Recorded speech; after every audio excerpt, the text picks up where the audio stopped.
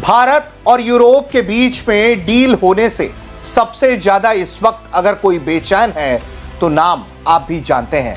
यह नाम है यूनाइटेड स्टेट ऑफ अमेरिका का। और ट्रंप भले ही अपनी जुबान से कुछ ना कह रहे हो, लेकिन बेचैनी समझी जा सकती है। मोदी जी ने कभी अभी कंफर्म किया है कि यूरोपियन यूनियन के साथ डील साइन हो गई।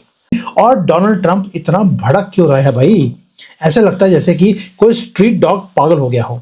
He is furious. उन्होंने बोलना शुरू कर दिया कि यूरोपियन यूनियन पागल हो गया है। उन्होंने अपनी डिस्ट्रक्शन के ऊपर साइन किया है।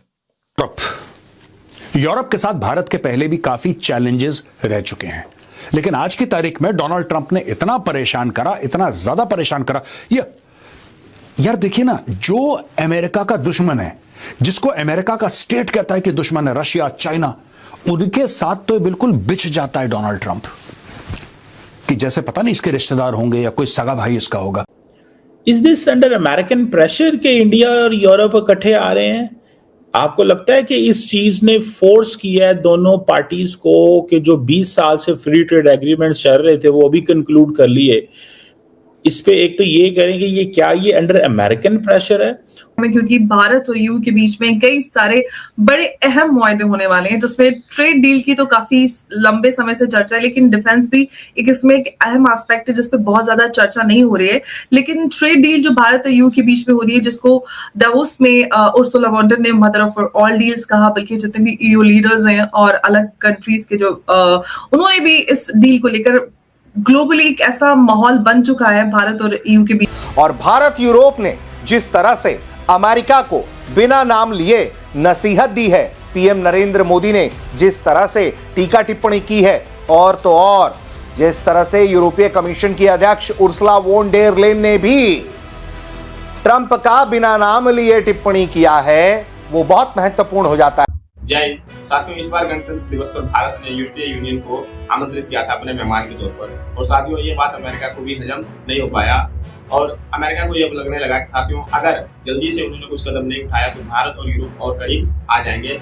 और साथियों, भारत सिर्फ यूरोप का ही नहीं, दुनिया के और भी देश हैं, उनके साथ भी काफी तेजी से संबंध बनाते जा रहे हैं। और अब अमेरिका को ये बात समझ में आ रही है। शुरुआती में उन्होंने जो भारत पर टैरिफ का दबाव डाल रहे थे, अब वो जो है उसके बारे में वो बात नहीं कर रहे हैं। अब वो किसी भी तरीके से कोशिश कर रहे हैं कि भारत और अमेरिका का संबंध जो दोबारा से नॉर्मल हो जाए। और इसीलिए अब ट्रंप और अमेरिका के जो परिषद है वो पूरी तरह से इंडिया को इस बार गणतंत्र दिवस पर अच्छे से बधाई भी दी और अब कोशिश कर रहे हैं कि दोबारा से इंडिया और अमेरिका का मीटिंग हो, जिसमें ये फैसला लिया जाए कि इंडिया और अमेरिका का जो ट्रेड है अच्छे तरीके से साइन हो जाए और जो है व्यापार चलने लग जाए। लेकिन साथियों, अब मामला जो है यहाँ तक पहुंचना शायद मुश्किल हो सकता है, क्योंकि साथियों इस बार भारत और यूरोपीय यूनियन के बीच में जो समझौता हुआ है और अभी और भी समझौते होंगे, जो कि साथियों अमेरिका को अच्छा नहीं लगेगा। और साथियों, इस बार जो है फैसला सिर्फ यूरोपीय यूनियन तक सीमित नहीं है, इस बार भारत के संबंध चाइना से भी अच्छा हो गया है, जो कि अमेरिका को इसमें और बुरा लगेगा। क्योंकि साथियों, अमेरिका ये सोचता था कि भारत और चाइना में अगर टक्कर चलता रहेगा तो इससे अमेरिका बचा रहेगा, उसको डायरेक्ट चाइना से डील करना नहीं पड़ेगा। और दूसरा जो ये सिक्योरिटी एंड डिफेंस पार्टनरशिप की बात हो रही है यूरोपियन यूनियन के साथ, जो ये भी साइन हुई है, what do you make of that? आप तो किसी के साथ कोई इस तरह के लंबे चौड़े एग्रीमेंट साइन नहीं करते। ये क्या है? ये सिर्फ बिजनेस प्रोटेक्शन के लिए है या otherwise you are going to protect the European continent as well? जज साहब नहीं,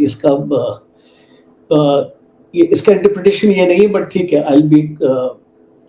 I'll be explaining to you all those aspects जो मेरी अंडरस्टैंडिंग और रीडिंग है। सबसे पहले तो आपका जो सवाल है वो ये है कि 2004 से हमारी जो चल रहा था ये जो आपकी इकोनॉमिक पार्टनरशिप और एक ट्रेड एग्रीमेंट की बात, 2013 में उसको एक्चुअली शेल्व कर दिया गया। मींस आप 9 साल के प्रोसेस के बाद कोई उसमें हेडवे नहीं था, तो बोला चलो ठीक है, इसको अभी आप इसको ठंडे बस्ते में रख दो।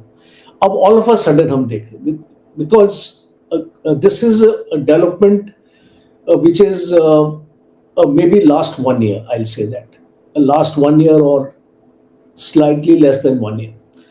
तो क्यों हुआ ये? जैसे आपने बताया कि जब यूनाइटेड स्टेट्स ने जिस तरीके से भारत के ऊपर टैरिफ्स लगाए और यूरोपियन यूनियन को भी उनकी आई थिंक 8 या 10 कंट्रीज के ऊपर भी टैरिफ लगे। अब जो कल या परसों की अनाउंसमेंट है कि वो प्रेसिडेंट ट्रंप ने अबेयंस में रखा। और जो इसके दोस्त हैं जिन्होंने इसके लिए खून बहाया, अमेरिका के लिए, इसके लिए तो क्या कह रहा है, अमेरिका के लिए खून बहाया, उनको ये जलील करता है, उनके साथ ये बदतमीजी करता है। और उसका देखिए ये रीअलाइनमेंट हो रही है जियोपॉलिटिक्स की दोस्तों। It's very very important that you understand this.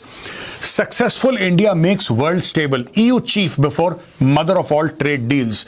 European Commission president Ursula von der Leyen said it was an honour of a lifetime to attend India's Republic Day celebrations as a chief. ये सारी चीजें matter करती हैं दोस्तों, ये सिर्फ optics नहीं है। This is on the record, this is a document. आप इसको एक डॉक्यूमेंट से कम मत मानिएगा। ये देखिए साहब, उर्सुला वॉन डर लेयन ये कहती हैं it is the honour of a lifetime, मेरी जिंदगी का एक बहुत बड़ा ये ऑनर है, बड़ी इज्जत की बात है कि भारत ने मुझे बुलाया अपना रिपब्लिक डे परेड अटेंड करने के लिए as chief guest. At the Republic Day celebrations, a successful India makes the world more stable, prosperous and secure, and we all benefit. Basically क्या है कि European Commission President Ursula von der Leyen on Monday said a successful India makes the world more stable, prosperous and secure, a statement that came ahead of the historic trade agreement between New Delhi and the 27-nation bloc. Von der Leyen, who's on 3-day visit to India, attended India's Republic Day celebrations as a chief guest and said it was an honor of a lifetime. Von der Leyen and European Council President Antonio Costa were the chief guests as India marked its 77th Republic Day. A successful India makes the world more stable, prosperous and secure, and we all benefit. And crucially, that would provide a first mover advantage for Europe with one of the world's fastest growing and most dynamic continents. Europe wants to do business with the growth centers of today and the economic powerhouses of this century.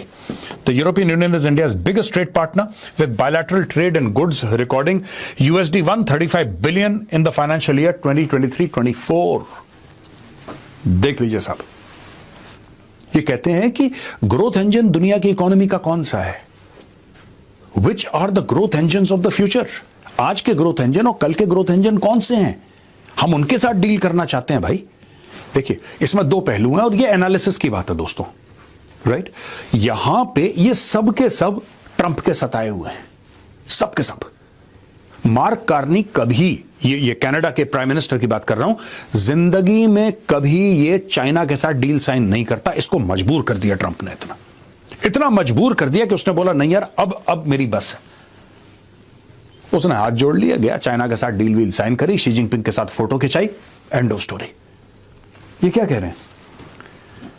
कह रहे हैं कि and crucially that would provide a first mover advantage for Europe with one of the world's fastest growing and most dynamic continents. Europe wants to do business with the growth centers of today and the economic powerhouses of the century. That is why they have come to India. और ये Ursula von der Leyen कह रही है on record.